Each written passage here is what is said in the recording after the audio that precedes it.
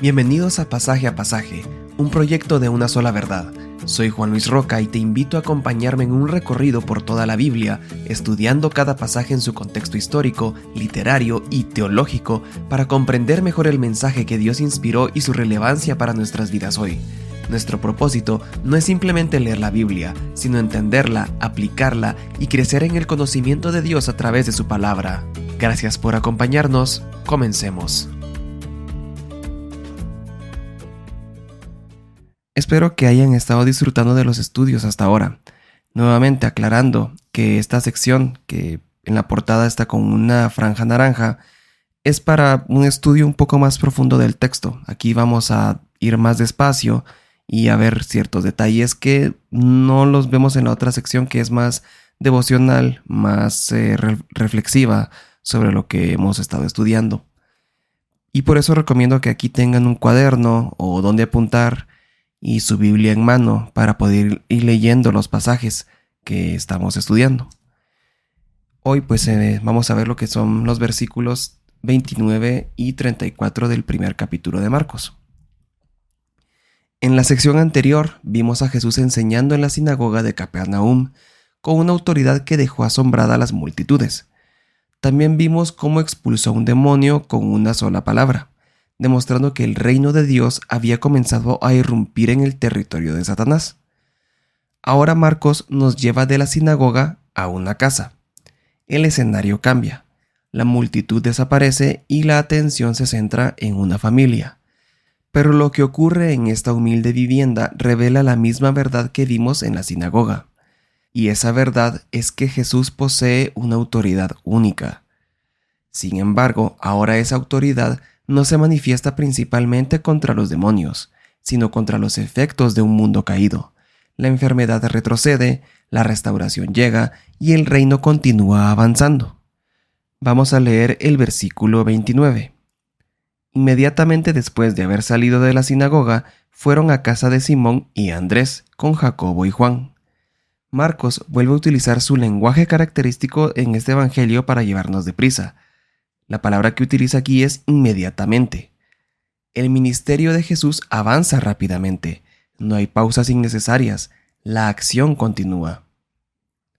Es interesante observar el contraste. Acabamos de presenciar un enfrentamiento dramático con un demonio. Ahora estamos entrando en una casa, en una familia, en una necesidad cotidiana. Esto nos recuerda algo importante. Jesús no solamente interviene en grandes crisis espirituales, también se interesa por las necesidades ordinarias de la gente. Ahora estamos en la casa de Pedro. Probablemente esta casa se convirtió en uno de los centros de operaciones del ministerio de Jesús en Galilea. Barclay señala que la casa de Pedro parece haber servido frecuentemente como punto de encuentro durante el ministerio de Capernaum. La fe cristiana no comenzó en edificios impresionantes, muchas veces comenzó en hogares comunes. Ahora leamos el versículo 30. La suegra de Simón estaba en cama con fiebre y enseguida hablaron a Jesús de ella. Marcos describe la situación de forma sencilla. No una dramatización, no hay detalles médicos extensos, pero para una familia del siglo I, una fiebre podría ser algo peligroso. Hoy una fiebre puede parecer un problema menor, pero en el mundo antiguo no existían antibióticos ni tratamientos modernos. Lo que hoy consideramos una enfermedad común podía convertirse fácilmente en una amenaza grave. Lucas, que era médico, utiliza un lenguaje que sugiere que la fiebre era considerablemente seria. Y aquí vamos a hacer una observación interesante. Los discípulos no intentan resolver el problema por sí mismos, no presentan un diagnóstico y no ofrecen soluciones, simplemente llevan la necesidad a Jesús. Y aquí encontramos una característica que veremos repetidamente en el Evangelio de Marcos. Las personas que reconocen su necesidad son las que terminan acudiendo a Cristo. Ahora vamos al versículo 31. Él se le acercó y tomándola de la mano la levantó y la fiebre la dejó, y ella le servía. Este versículo está lleno de significado. Jesús se acercó. Antes de sanar, Jesús se acerca. Este detalle podría parecer insignificante, pero revela algo importante acerca de su carácter. Jesús no ministra a distancia, no permanece indiferente, Él se acerca personalmente al sufrimiento humano. Aquí nos dice que la tomó de la mano. En el mundo antiguo, el contacto físico tenía importancia. Kinnaird señala que algunos maestros religiosos evitaban ciertos contactos por preocupaciones relacionadas con la pureza ritual. Jesús, en cambio, no teme acercarse, no teme tocar y no teme involucrarse personalmente. Y luego nos dice que la levantó. El verbo utilizado aquí significa literalmente levantar. Es una palabra que Marcos utilizará más adelante en contextos relacionados con la resurrección. Probablemente Marcos no está sugiriendo aquí una resurrección, pero sí está anticipando un tema importante. Jesús es aquel que levanta a las personas de su condición de debilidad. Ahora vamos a ver este tema de la sanidad que ocurrió aquí. Observemos cuidadosamente lo que ocurre. La fiebre la dejó, es lo que nos dice el texto, y luego ella le servía. Y esto resalta a la vista. Normalmente una fiebre fuerte deja agotamiento. Se necesita tiempo para recuperarse, pero la sanidad de Jesús es inmediata y completa.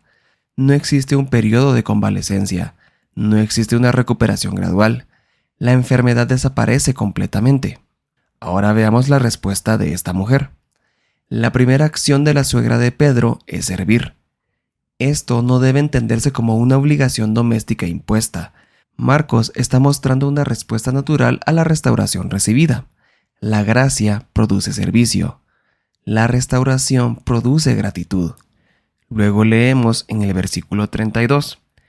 A la caída de la tarde, después de la puesta del sol, trajeron a Jesús todos los que estaban enfermos y los endemoniados.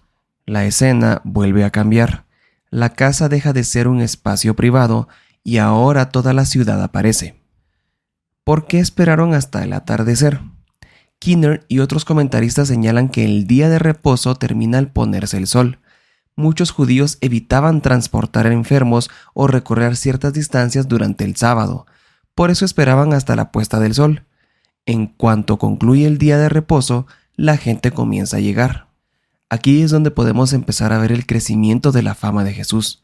Lo ocurrido en la sinagoga no quedó en secreto. Las noticias se propagaron rápidamente.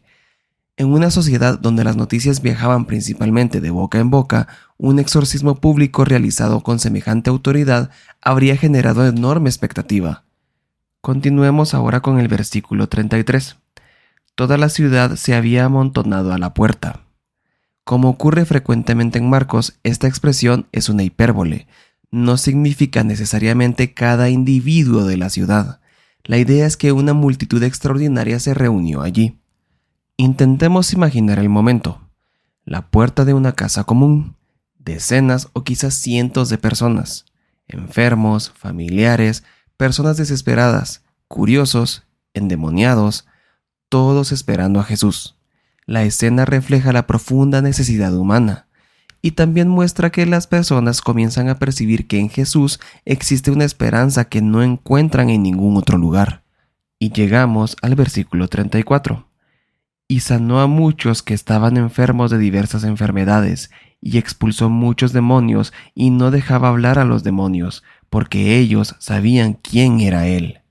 Marcos resume la actividad de Jesús en 3 afirmaciones. La primera es que sanó a muchos. La expresión no implica limitación. Marcos está enfatizando la gran cantidad de personas que fueron ayudadas. La diversidad de enfermedades resalta el alcance de su autoridad. No existe una condición demasiado compleja para él.